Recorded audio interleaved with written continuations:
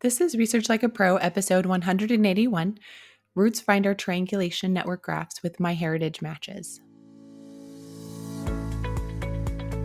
Welcome to Research Like a Pro, a genealogy podcast about taking your research to the next level, hosted by Nicole Dyer and Diana Elder, accredited genealogy professional.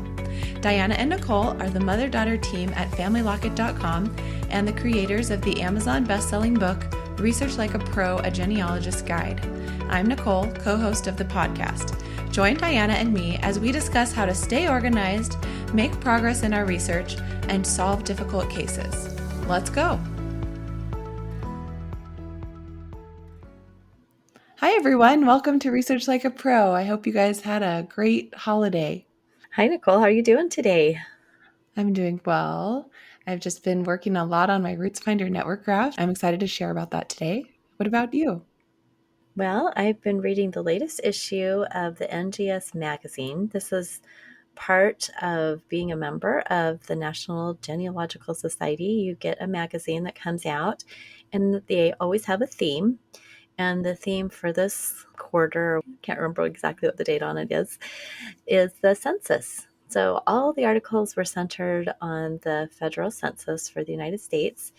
And so many good articles. The one I read this morning was by Jill Crandall. She's an accredited genealogist and one of our colleagues and friends. And she wrote a great article about searching the census. We all have that research where we cannot find a family in the census and it drives us crazy. And her whole article is about search tips. Some really interesting things. A lot of the things that I use all the time, like searching just by an unusual first name in the family, or maybe just searching just by all of the men of a certain age in a county, some things like that. But one of the things that stuck out was she talked about going back to the old sound decks and how, you used to have to search before we had these nice indexes. So maybe we'll have to do a podcast or something about sound decks and how the coding works for that. But basically, it's like, say, for instance, my Royston ancestors. If I was searching for Royston and the name was actually indexed as Boyston, I thought the R was a B, none of those results would come up with the B. So you have to be aware of some of the alternate letters you need to put in to make sure you are getting hits. So anyway, it was a great article and the whole magazine was super fun. One of the articles was on getting ready for the 1950 census, which is coming out 2022 in April. That's super exciting and fun to think of. We'll have a new resource to look at. So anyway, if you're not a member of the National Genealogy Society, you might want to consider. You get the quarterly, which we talk about studying case studies, and you get the magazine that gives you all sorts of research tips. I think you get a discount on their publications in the store. Don't quote me, but it is a great group to be part of, and it's good to support their work. Absolutely. I do think you get a discount on their publications. Okay, well, I thought maybe you did. I just couldn't quite remember. Well, our announcements. For 2022, here we are. We've got 2 study groups. We've got our spring group beginning February 16th, and our early bird sale does end mid-January. So if you're interested in signing up, be sure you do that before the early bird sale ends. And our fall study group will begin in September for our traditional Research Like a Pro. We have our holiday sale on online courses ending soon. So make sure you've joined our newsletter to get the coupon code for that. And if you're interested in being a peer group leader for one of our study groups, go check out the application and see what the prerequisites are. See if you can start getting ready to apply for that in one of our future groups. Yay. Well, today we're talking about RootsFinder network graphs, and we talked about this in the last podcast episode where we made a RootsFinder network graph with ancestry DNA matches. And then today we're talking about making a network graph at RootsFinder with MyHeritage matches. And this is perfect for RootsFinder because I believe the RootsFinder network graph was kind of based on this idea of triangulation, which is a unique feature at MyHeritage. RootsFinder calls their network graph view the triangulation or cluster view. So it really was meant for using triangulation data from GEDmatch or from MyHeritage. So let's talk about how to do these network graphs with MyHeritage. Now, one thing that you'll need to know is that there's two types of network graphs you can make with MyHeritage information. And that's because not only does MyHeritage show you shared matches, but they also show triangulation, which is like a subset of the shared matches. When you're looking at your shared match list, you see on the right-hand side at MyHeritage that some of them have the triangulation icon. So if you do want to try out making both of these types of network graphs, you'll have to create two separate profiles at RootsFinder for the same match list.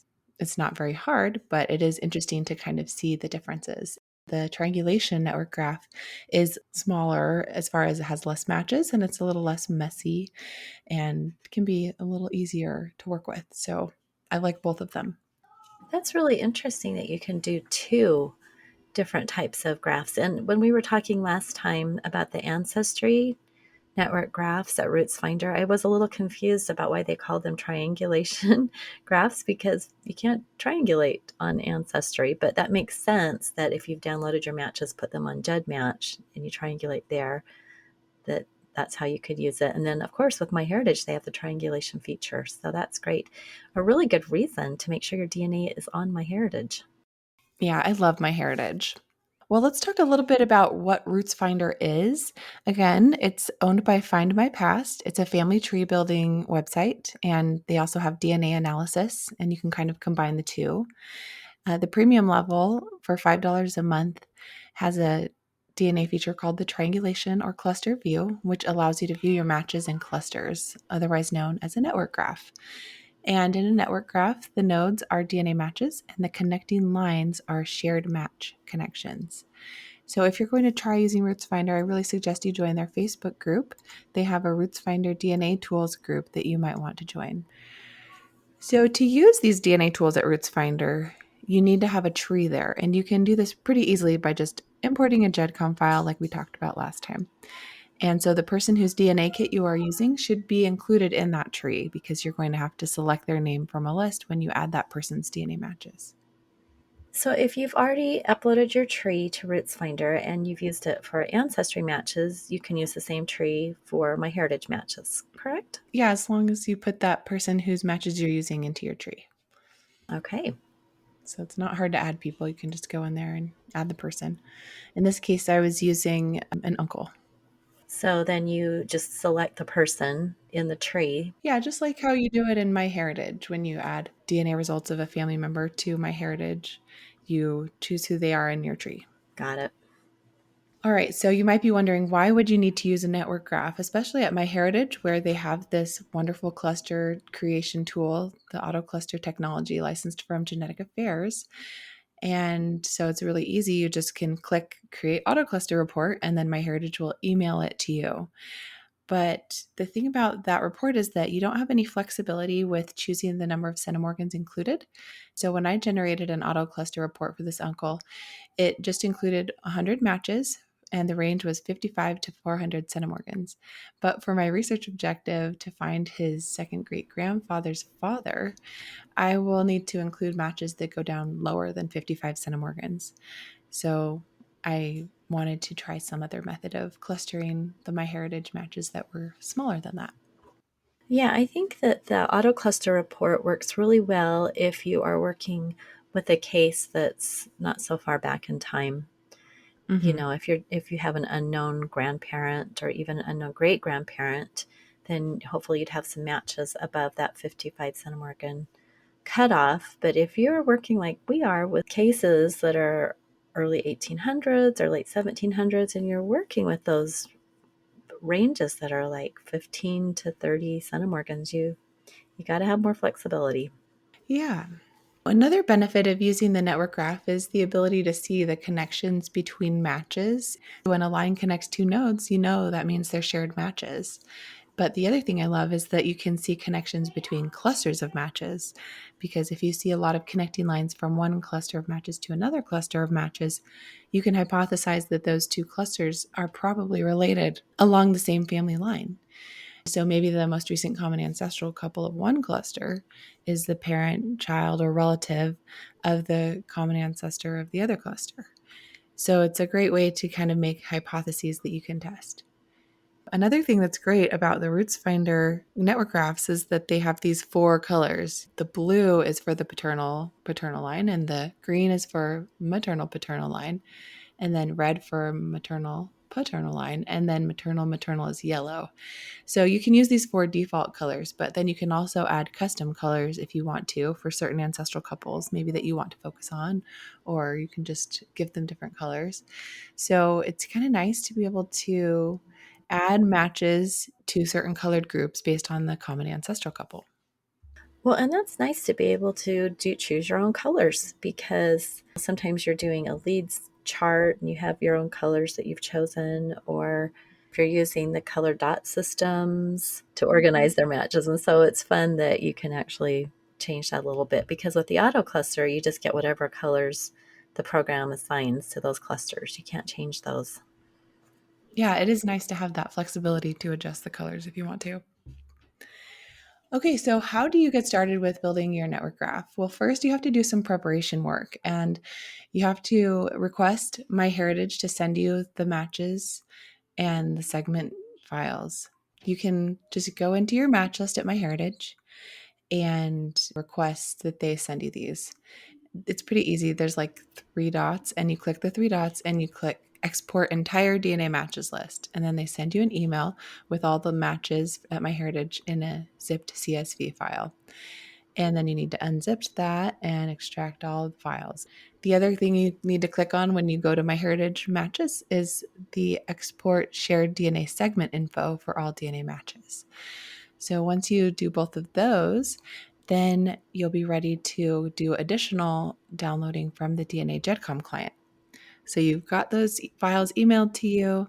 Then you need to have the DNA GEDCOM client, and that helps you gather the triangulation data and the shared matches or in common with data, because MyHeritage doesn't allow you to download that from their website the same way they allow you to download the matches.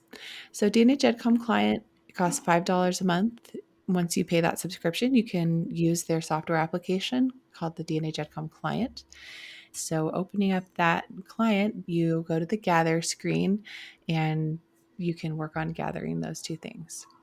Before I tell you more about gathering with the DNA GEDCOM client, I'll just tell you a little bit about the triangulation data. So I mentioned that we need to gather the in common with shared matches and the triangulation. And so if you're not familiar with triangulation, I'll just go through a little bit about what that is. So MyHeritage is unique because their DNA database not only shows you the shared matches that you have with each match, but whether or not those shared matches triangulate on a particular segment.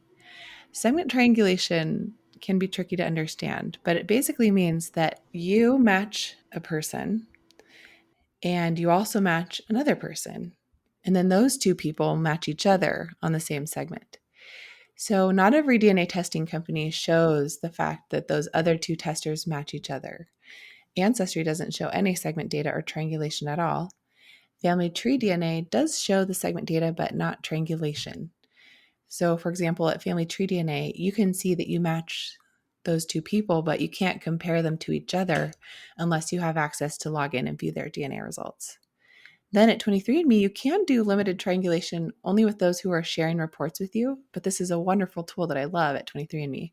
It's called Advanced DNA Comparison, and it can allow you to compare two of your matches to each other. And then, of course, at GEDmatch, you can check for triangulation because GEDmatch has every tool that you could imagine for autosomal DNA. You can do one-to-one comparisons for all the people in the triangulation, and you can also use their tier 1 triangulation tool. So MyHeritage is special because the shared matches list there lets you know if those other two matches also match each other by giving you that triangulation icon in the shared match list. So I think it's the easiest site to find triangulation on. I think it's great. Yeah, they've made it really user friendly, and it's fun. I've used it so much in looking, and I also use it to paint matches on my DNA Painter chromosome map. They make it easy for you to figure it out. Yeah, that's a great point. I love DNA Painter. All right, now that you know all about triangulation, let's get back to downloading the triangulation and in common with data from MyHeritage with the DNA GEDCOM client. So you open the DNA GEDCOM client application on your computer.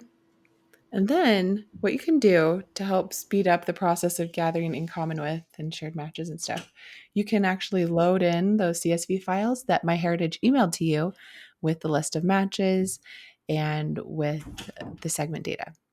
So you go to the Gather tab on the DNA GEDCOM client and you select MyHeritage, and then you log in with the web login, and then you load the match file and chromosome file that you were emailed. This really speeds up the process because, as you know, DNA GEDCOM takes a long time to download all of these things. It takes a while. Then you choose the Centimorgan range. So RootsFinder will only be able to import 20,000 matches. So if you have more than that, you don't need to download all of them, and you'll want to set a lower minimum threshold. The kit I was using had about 17,000 matches at MyHeritage, so I could have imported them all, but I decided not to use all of those because sometimes using too many matches can make the graph messy and hard to read, and it's also really hard for DNA GEDCOM to download all of the shared match connections between those lower matches just because there's so many if you keep going down to like 8 centimorgans. Yeah. So I set the lower limit to 35 centimorgans. Another way to help you decide what your centimorgan range could be is thinking about your research objective and how many centimorgans the matches you hope to find will share with you. Like if you're looking for fourth cousins, you'll want to go down a little bit lower than if you're just looking for first and second cousins. So my autocluster report for this tester from MyHeritage, remember it was only from 55 to 400 centimorgans. So I wanted to go lower and include more matches. So that's why I went down to 35. So this was for my shared matches network graph because remember at RootsFinder with MyHeritage matches, you can do two different kinds of network graphs. So for my shared matches one, I chose 35, but for the segment triangulation network graph, I chose a smaller minimum threshold because there are fewer matches who triangulate than there are shared matches. So I knew I could include more without it being too messy and too overwhelming. So I decided to set a minimum of 15 centimorgans. Oh, that is so interesting. Yeah, and the idea I think with triangulation is that it's a little bit more high quality connections because you know that they all match Somewhere. each other too. Yeah. Yeah, and sometimes with the shared matches, they might match each other in a different way than you match them, so it could be confusing and make your graph a little messier. Yeah, and I'm thinking this would work well for some of our cases with pedigree collapse where people can be related multiple ways. Yeah, To do some experimenting with that because that sounds that like, would be interesting. yeah, certainly have several cases I could work with on that to see how it works. Yeah, one of our cousins who shared her DNA with me, she had a lot of pedigree collapse, so I could ask her if I could try that. Let's see. After you choose the Centimorgan range, you're going to check the box for gather in common with ICW, which means shared matches. So what I did is I did two different gathers because if you check all the boxes at once and you do the lowest minimum threshold, it takes days or weeks and then it gets interrupted. And so I just try to do a little bit at a time with DNA GEDCOM client. And so I decided that first I would download just the in common with so I could make that shared matches network graph. And then the next day I would do the triangulation network graph and download everything for that. So for my first gather with DNA GEDCOM client, I just checked the box for gather in common with and chose the range 35 centimorgans and up. And this took about half a day to download everything. The thing about MyHeritage with DNA GEDCOM client is that it uses a gatekeeper delay, which slows down the process of gathering the matches. And I think this is because MyHeritage doesn't want people just turning on DNA GEDCOM and then overwhelming their servers by having it like gathering all their matches really fast. So they just have this way of making sure that people don't abuse that, I guess, and ruining their website speed. That's another reason to not set your lower limit too low. Anyway, when I did 35 and up, it didn't take too long to gather all those shared matches. So that's a good suggestion to start with. So then the next day, I gathered the triangulation data. Before you do that, though, if you're gathering data for the same person, the same test taker, you should take all those files that are generated by DNA GEDCOM and move them into a folder so that the client doesn't overwrite those files with your new criteria for downloading matches. So I just created a folder that said like DNA tester name, and then gather 35 centimorgans so that I could remember these are the files for 35 and up. And then I started the new gather, and this time I checked the box for gather chromosome, gather in common with, and gather triangulation. I always uncheck the box for gather trees when I'm using RootsFinder because they don't support that list of ancestors that DNA GEDCOM client creates when you have that box checked. One thing I noticed that was interesting is that if you leave the gather in common with box unchecked and just check gather triangulation, when you start the gather, DNA GEDCOM client will automatically check in common with for you because I think they're connected. So you have to gather the in common with and the triangulation together. So that was interesting.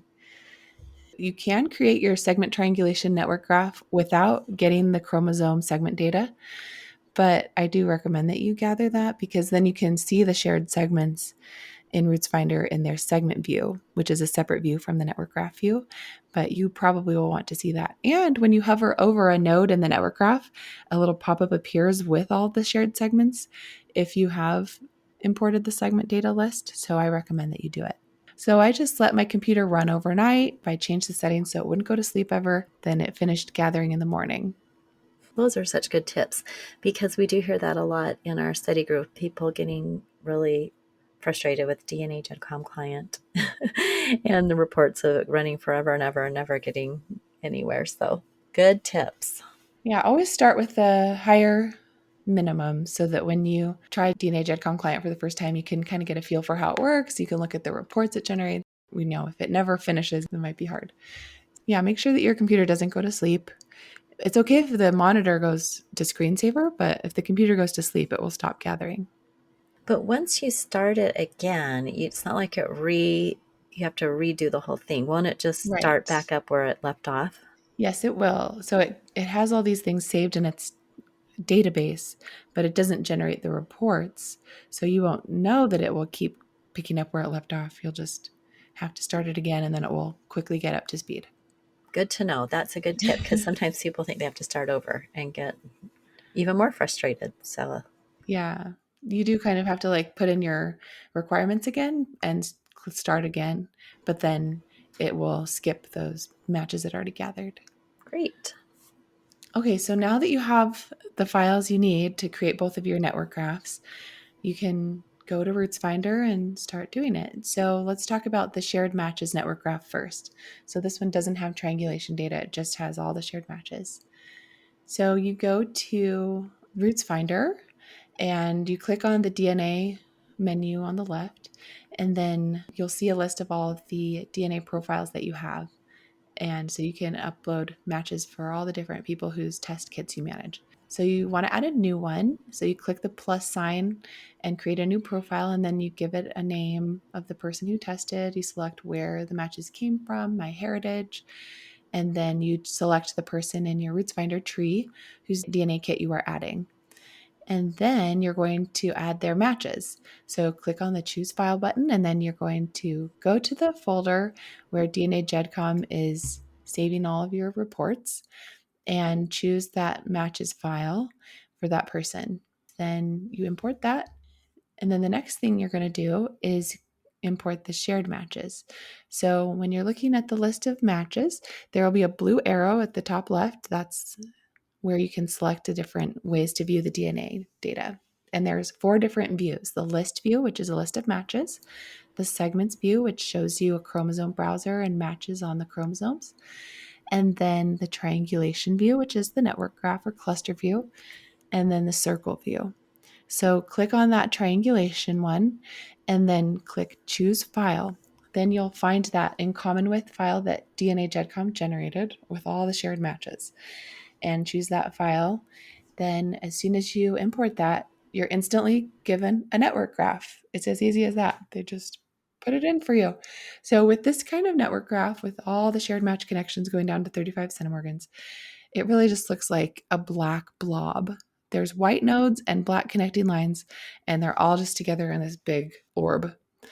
What I wanted to do first was add color to the graph. In order to have color, you have to identify the most recent common ancestor for some of your matches. So to do that, I went over to the list view in RootsFinder and clicked on some of the matches I recognized. And then you have to click on this little edit pencil in the right-hand pane. And then it gives you some choices for adding notes to the match. And on the match tab of that pop-up, it asks question, who does this kit match? And you can choose if it's somebody who's in your tree or a descendant of somebody in your tree, and then you can put in their name. So I chose, this is a descendant of a couple in my tree. And then I just typed in their name, and then RootsFinder pulls up those ancestors that you typed in, and then you select them. At that point, you can either choose a custom color for that ancestral couple, or it will give the default colors of blue, green, red, and yellow, depending on which grandparent line it is. One thing that's great about this is that even if you don't know which ancestral couple they come from, if you know which side of the family they are based on shared matches and locations and stuff, you can put they are in the family line of somebody in my tree. And you can say they're in the maternal line or they're in the paternal line or, one of the grandparent lines. So that's another helpful way. Even if you don't know exactly the ancestral couple, you can just put in a hypothesis for what side of the family they're on. Let's say that I have got my family tree in RootsFinder. Then I want to look at my cousin Victor Parker's matches. Let's say I've added him to my tree, as my Mhm. second cousin once removed. And then in the tree, I've also built out his lines.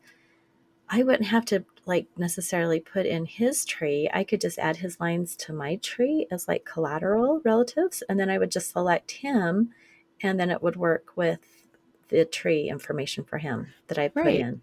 I Exactly. could just do a bare bones tree for him, like just his Yeah. basic ancestors. Yeah, I would. I would just put in like at least his four grandparents lines so that you could use the four colors to kind of separate things out. Oh, that is so interesting, because I was thinking if I want to use that, I've got to go and upload his tree or download it, and then put it in there. But if I could just have it all be in one big tree, so basically all my paternal line, and then I've Mhm. got two other cousins that I have access to their kits on MyHeritage, and I could also do the same thing. So I could basically just have one tree and all these different cousins noted in the tree with their basic lines Yeah. and do that. Oh my goodness, I love that. It is a great tool. I mean, the ability to use your tree and your matches and a network graph and segment view, it's pretty amazing. So, RootsFinder has got it all. Wow, now I know what I can do when I have some free time. I can just go play with this. Yeah. Yeah. The great thing about it is that it isn't too difficult to learn how to use either. They have some great tutorials for how to do things. So, Well, yeah. and you're giving us such a great tutorial, because in your blog post that goes with this, you've got a lot of screenshots and a lot of explanation. And so, anyone listening, if you want to try this, I would recommend you open up the blog post and follow Nicole's tutorial. And you can also listen to us talking about it while you're trying it if you really wanted to. Well, hopefully talking about it here will, like it gave you some ideas for what you could do, and we'll just give people some ideas for what's possible. And then when you want to try it, you can follow the written instructions on the blog post. Yeah, I like written instructions. Me too. So after spending about 20 minutes adding the common ancestral couples for several of the matches, I wanted to make sure I had some on each side, each of the four grandparent lines, so that I could get all four of the colors on my network graph. So once I had those, I went back to the triangulation network graph view. It's called triangulation in RootsFinder, but I think of it as a network graph. So going back to that view, I could see the colors for several of these matches that I had added. So that was exciting. So what happens is the match node, the little dot, is colored, and then all the lines extending from that node are colored with the same color as well. So you can kind of see these splotches of color in your network graph and help you see, oh, this cluster here, these are the paternal line because they're all blue. One thing I noticed though is that the clusters weren't visible yet because everyone was clumped together in the middle. So at the top of the network graph, there are outward facing arrows that allow you to expand the graph and see individual clusters. So I was clicking on these, but nothing was happening. And so I realized it was because I had the test taker's brother in the network graph and he was connected to like all the matches. So they couldn't separate out. So I had to remove some of the closer matches. I removed the brother and the closer cousins, like the first and second cousins. And the way you do this, it's super easy. You use the filters. So at the very top of the network graph, there's a button called filters. And when you click that, it opens a pop up and gives you some ranges that you can select. So I lowered the maximum Centimorgan to be 300. And the minimum, I changed it to be 45 just to see if I could view the clusters better. And the resulting graph after that was still a clump. So I clicked that separation arrow thing at the top and it still didn't really help that much. So I ended up just clicking on the nodes that I had added color to and dragging them out. And this separated the clumps. So you can click on each node and move them around, and you can kind of manipulate the graph to be how you want it to be by just dragging the nodes around. And when you drag one node, it drags all of the shared matches with it. So Oh, it separated out the nice. clusters. So in your image, you've got the black blob, and then you've got red dots, green dots, blue dots. So you would just grab a blue dot, pull it out, and it would Mhm. pull all the blues out with it. Yes. Yeah. And Nice. so that's ultimately how I ended up doing it with my shared matches network graph because, like I said, it was a bit messy and cluttered and blobbed together in the middle. So once I did that, I could see the clusters better. Another great way that you can filter is to select just a certain part of your fan chart to see. So clicking the filters button, then they have a fan chart with the four colors, and I wanted to see basically the patrilineal line. So I double clicked on the blue side, and this selected all of the blue side going back. Then I just filtered to only the blue matches and their shared matches.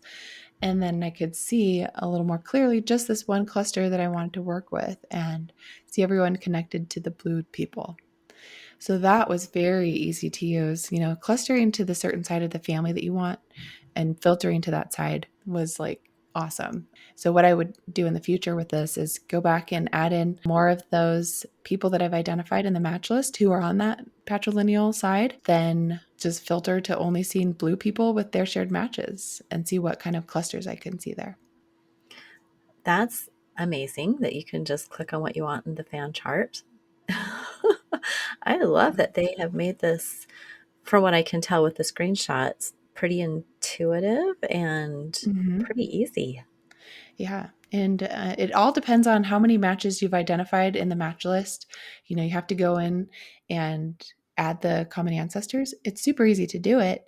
But if you haven't done the work in the past, to put notes in your MyHeritage matches of who the common ancestor is, then it will take you a little more time.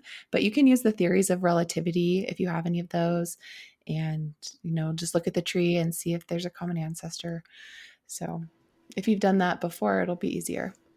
Yeah, it all goes back to setting a really good foundation for your DNA and knowing who your closer matches are and knowing your ancestral lines. You just have to have a foundation to build on, and then all these tools become easier. And I love how you talked about adding notes because that's how we remember once we've done some research on a match. If we don't record it anywhere, then we have to redo that because we won't remember. Yeah. Well, and the great thing about adding notes in MyHeritage at their match list is that in the match list view, you can see if the notes icon is purple, meaning that you've added a note. So then you can just click on it right there and you can see the notes you've added without having to go to another page. It's just like a little pop up box right on the match list. So I had that open on one screen, and then I had the RootsFinder website open on the other screen. And I was just clicking on the notes that I had added and then putting in the common ancestor and RootsFinder. So it went pretty quickly. Perfect. And we do talk about in our book about creating a notes protocol so that you always add the same type of information. Like I like to start with the match and then do the line back to the common ancestor. So that's right there in my notes. Basically, it's a little mini family tree on that line, just really simple in the notes. And so Yeah. those type of things can really be helpful. Yeah, and if you've been using Airtable to track your matches and you've been tracking a lot of your MyHeritage matches there, you could just open up that and you'd already have the ancestral couple there. Hmm. So either way. Yeah. All right, so that was the shared matches network graph for MyHeritage. Now let's talk about the segment triangulation network graph. Now, this is the special, unique feature of MyHeritage. And I think this is kind of the way that RootsFinder designed these triangulation network graphs to work with this triangulation data from GEDmatch and MyHeritage. So I was excited to try it and see how it worked. So remember that this triangulation data is more specific. It's a subset of the shared matches. So it will include less connections and hopefully won't be as messy. So to create your segment triangulation network graph, you have to create a new separate DNA profile for that same tester in RootsFinder because you can't mix the two types of network graphs. There's only one network graph for each profile. So just go back to RootsFinder, click DNA on the menu, click the plus sign to create a new DNA profile, and then type the name of your DNA tester. And then you have to have like a little bit of a unique name for each profile. So I just added the word triangulation to the end of their name. So I'd remember that this is the profile that I'm doing the triangulation network graph instead of the shared matches network graph. Then after you create the profile, you import the matches. And for me, I did a separate gather, remember, with DNA JEDCOM client because I wanted to include more matches. So I went down to 15 centimorgans in the gather. But when I opened up the matches file, I noticed that the triangulation and the matches file, they only included matches down to 27 centimorgans. So somehow my DNA JEDCOM gather got interrupted and generated the reports right there at 27 and didn't go all the way down to 15. So that was fine. I just went with it. And so I imported all the matches from 27 up. And this was a total of 1,207 matches. So I started DNA JEDCOM client again, gathering down to 15, but I just made my network graph with this data that I already had. So then after you load the matches file that DNA JEDCOM created for you, you will see the list of matches. And then next you go to that triangulation network graph view by clicking that arrow down and selecting the triangulation icon. Then you choose the file and you upload the triangulation file generated by DNA JEDCOM, not the shared matches.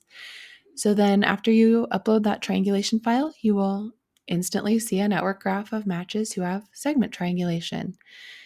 They share the same segment of DNA with you and another match. So the person who you share with is the node, and then the connecting line goes to the other person in the triangulation. And this kind of works out so you can see clusters of people who triangulate. And they don't always all triangulate on the same segment in that cluster, but everyone in that cluster triangulates with you, the node, and the line connecting to another person. So they share the same segment of DNA with you and another match.